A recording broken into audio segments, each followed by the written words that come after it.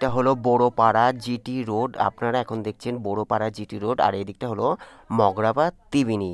Welcome to my channel এ Sumanta, you are watching GT road Mogra construction. আজকের update 15ই December 2024 রবিবার। আজকে আমি দেখাবো বড়োপাড়ার পরে যে শঙ্করনগর থেকে মগরা ফ্লাইওভার পর্যন্ত যে কনস্ট্রাকশান জিটি রোডে কতটা কনস্ট্রাকশান হচ্ছে সেটা দেখানোর চেষ্টা করব।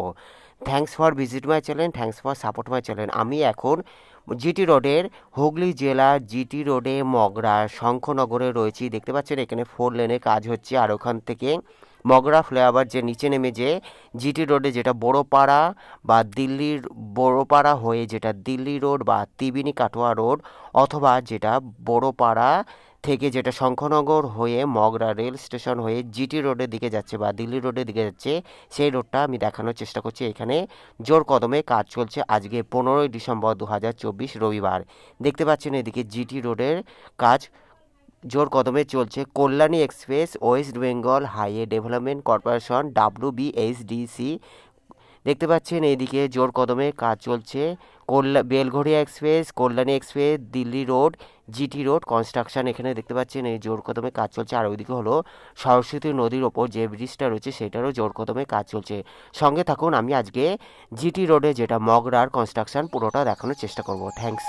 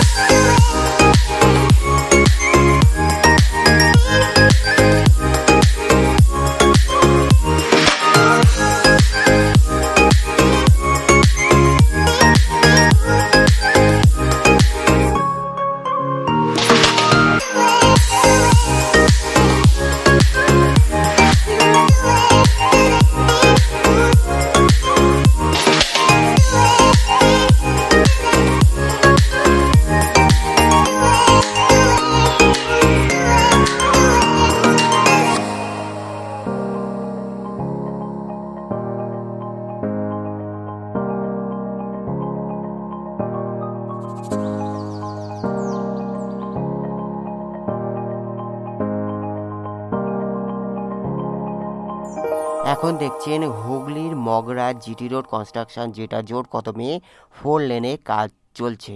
বড়োপাড়া থেকে যে শঙ্করমোড় হয়ে যেটাই মগরা ফ্লাইওভার পর্যন্ত যে কনস্ট্রাকশন চলছে সেটা দেখানোর চেষ্টা করছি। আজকের আপডেট 15ই ডিসেম্বর 2024 রবিবার। এখান থেকে আমি ব্যাক করে সরস্বতী নদীর ওপর যে কনস্ট্রাকশন চলছে সেটা দেখানোর চেষ্টা করব।